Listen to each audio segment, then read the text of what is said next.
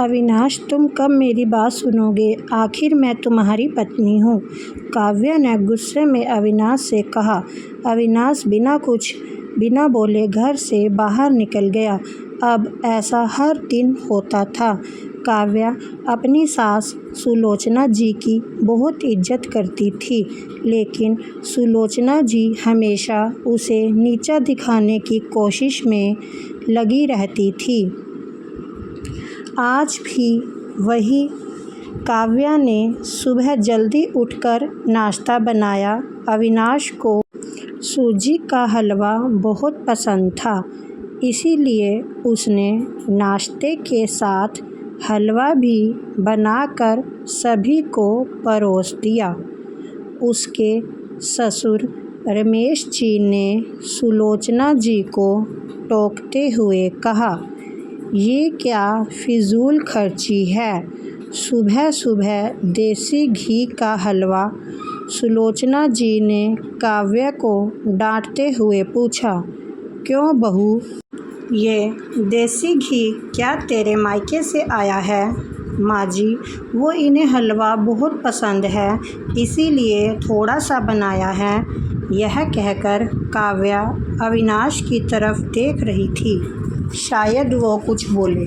तभी सुलोचना जी ने कहा, मैं सब जानती हूँ, मेरे बेटे का बहाना करके खुद खाने का मन होगा। अविनाश चुपचाप नाश्ता करते रहे। काव्या की आंखों से आंसू छलक गए। इससे ज़्यादा बुरा तब लगा जब अविनाश बिना हलवा खाए ही ऑफिस के लिए चल दिए। काव्या घर का काम समेटने में लग गई। इधर सुलोचना जी बाहर ड्राइंग रूम में बैठकर बड़बड़ाती रही। काम करके काव्या अपने कमरे में जाकर रोने लगी। कितने नाजों से पाला था उसे उसके पापा ने। उसे आज भी याद है, एक बार उसने गाजर के हलवा बनाने के लिए कहा था, लेकिन माँ ने सूजी का हलवा बना दिया था। पापा को जब यह पता लगा तो वे तुरंत बाज़ार गए, वहाँ से ढेर सारा गाजर का हलवा लाए थे और उस दिन बिना कहे 2-3 दिन में गाजर का हलवा बनने लगा। आज उसे सूजी के हलवे के लिए कितनी बातें सुनाई जा रही हैं। उसे गुस्सा सास ससुर पर नहीं, अविनाश पर था, जो कि कुछ नहीं बोल पाए। शाम को जब उसने अविनाश से शिकायत की तो वो बस इतना ही बोले, इस घर में केवल माँ की पसंद का खाना बनता है, आगे से मेरी पसंद का कुछ मत बनाना। काव्या ने अविनाश से बात करनी बंद कर दी। आखिर क्या कसूर था काव्या का? यही कि वह अविनाश से बहुत प्यार करती है। इसी तरह कुछ दिन बीत गए। एक दिन काव्या ने सुलोचना जी से कहा, माँ जी, मैं अपने घर जाना चाहती हूँ कुछ दिन के लिए। अगर आप कहें तो आज ही चली जाऊँ। कई दिन पहले माँ का फ़ोन आया था, कह रही थी पापा की तबीयत ठीक नहीं है। सुलोचना जी वहाँ जब भी जाती है 1 सप्ताह से वापस नहीं आती। घर का काम कौन करेगा? तेरे ससुर और मेरा बेटा शाम को थक हार कर घर आएंगे।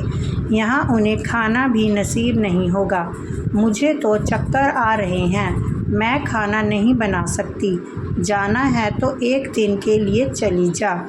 काव्या मन मारकर 1 दिन के लिए पीहर पहुँच जाती है। वहाँ पहुंचकर उसे और भी आश्चर्य होता है। भाभी, मम्मी पापा कहाँ गए? काव्या ने घबरा कर पूछा। उन दोनों का घर में मन कहाँ लगता है, तीर्थ पर गए हैं, ना जाने कब आएंगे। वैसे तुम कितने दिन के लिए आई हो? क्योंकि मुझे भी अपने पीहर जाना है। संगीता भाभी का यह व्यवहार देखकर काव्या चौंक गई। क्या ये वही भाभी है जो उनसे बहुत स्नेह जताती थी? काव्या सोफे पर बैठी सोच रही थी। अच्छा, वो जो भैया ने मकान के पेपर साइन करा लिए थे, मैंने अपना हिस्सा छोड़ दिया था, शायद उसी साइन के लिए मेरे से प्यार जताया जा रहा था। काव्या उठकर खड़ी हो गई। भाभी, मुझे कुछ काम याद आ गया है, मैं फिर आऊँगी, कहकर वह तेज़ी से घर से बाहर निकल गई। पीछे से गेट बंद होने की आवाज़ से वह समझ गई कि उसके जाने से भाभी को कोई खास फर्क नहीं पड़ा। भारी कदमों से चलते हुए वह मंदिर पहुंच गई, क्योंकि शाम से पहले यदि ससुराल जाती तो सुलोचना जी उससे कई सवाल करती। मंदिर में जाकर उसने भगवान के दर्शन किए, बस ना कुछ मांगा ना कुछ बोला। भगवान के चरणों में शीश नवाकर वह बाहर आकर बैठ गई। तभी सामने के पेड़ के नीचे उसे अपने माता पिता बैठे दिखाई दिए। काव्या भागकर उनके पास पहुंची।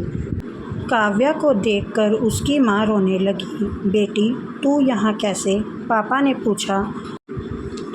वो छोड़िए, ये बताइए आप यहाँ कैसे? आप तो तीर्थ यात्रा पर गए थे।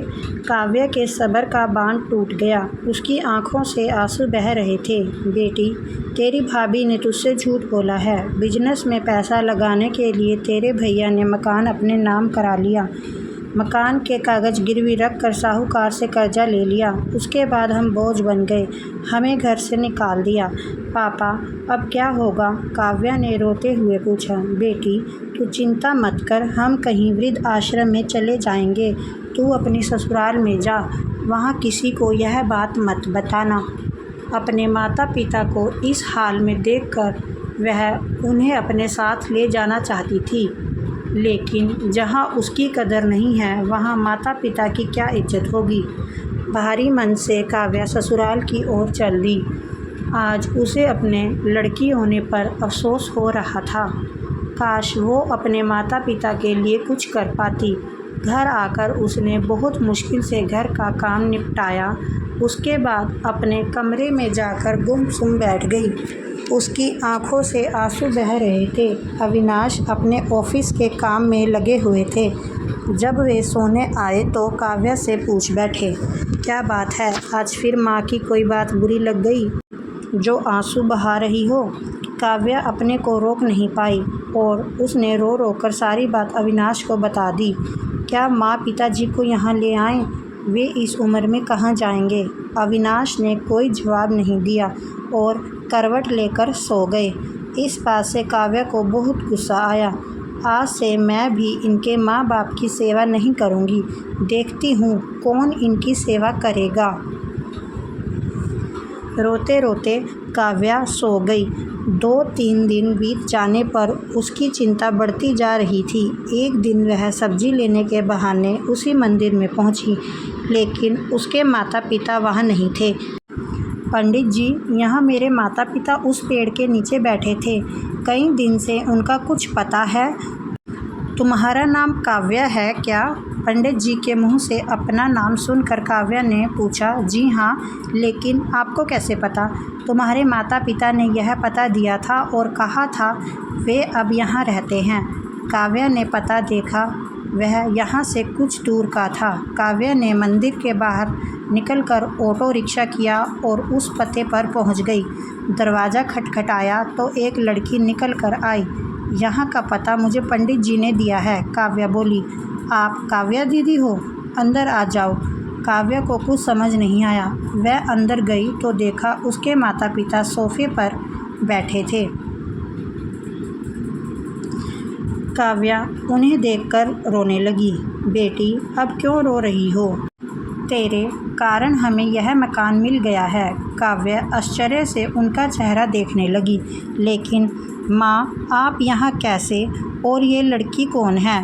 तब उसकी माँ ने कहा, बेटी, तुझे याद है तेरी शादी के बाद तेरी सास ने 40 लाख की डिमांड की थी। दामाद जी को बिजनेस खोलना था, इसीलिए तेरे पापा ने उनकी डिमांड पूरी कर दी थी, जिससे कि तू सुखी रहे। जब तू हमसे मिल कर गई उससे अगले दिन दामाद जी आए। उन्होंने तेरे पापा के पैसे लौटा दिए, क्योंकि उन्होंने कोई बिजनेस शुरू नहीं किया था। तेरे पापा ने मना भी किया लेकिन वे नहीं माने। उसके बाद उन्होंने प्रॉपर्टी डीलर से मिलकर 2 दिन में यह मकान खरीद दिया। साथ 5 लाख रुपए बच गए। इससे उन्होंने ये लड़की नौकरी पर रखवा दी जो हमारी केयर करेगी। लेकिन माँ, उन्होंने मुझे तो कुछ नहीं बताया। काव्या की आंखों से आंसू बह रहे थे। वह रोते हुए वहाँ से अपने घर आ गई। घर आकर वह सोच रही थी, अविनाश ने कभी उसके लिए आवाज़ नहीं उठाई, लेकिन मेरे माता पिता के लिए इतना कर दिया जो कोई सगा बेटा भी नहीं कर सकता। रात को उसने अविनाश से पूछा, आपने ऐसा क्यों किया? अगर माँ जी को पता लग गया तो क्या होगा? अविनाश का जवाब सुनकर काव्या रोने लगी। अविनाश ने कहा, जैसे तुम्हारे लिए ये माता पिता हैं वैसे ही मेरे लिए भी तो वो माता पिता हैं। मैंने पैसे लेते समय ही सोच लिया था कि एक दिन ब्याज के साथ सारे पैसे लौटा दूंगा, लेकिन जब बिजनेस शुरू नहीं हो पाया तो मैं इन पैसों को अपने पास रखकर सही समय आने का इंतज़ार कर रहा था। अगर मैं तुम्हारे माता पिता को अपने घर ले आता तो उनका आत्मसम्मान हर दिन उन्हें धिक्कारता। बेटी के घर वे रहना पसंद नहीं करते, वे अपमानित ना हों, इसीलिए मैंने ये सब किया। अविनाश, मुझे माफ़ कर दो, आज तक मैं तुम्हें गलत समझती रही। तभी पीछे खड़ी सुलोचना जी बोली, बेटी, वह पैसा हमने उधार लिया था, वह तुम्हारे पिताजी की अमानत थी। मैंने और अविनाश ने पहले ही फैसला किया था कि ब्याज के साथ तुम्हारे पैसे लौटा देंगे। चल अब सो जा, सुबह नाश्ता टाइम पर नहीं बना तो अच्छा नहीं होगा। उनकी बात सुनकर काव्या, अविनाश और सुलोचना जी ज़ोर से हंसने लगे। दोस्तों, अगर आपको ये कहानी अच्छी लगी तो लाइक करें और हमारे चैनल को सब्सक्राइब करें।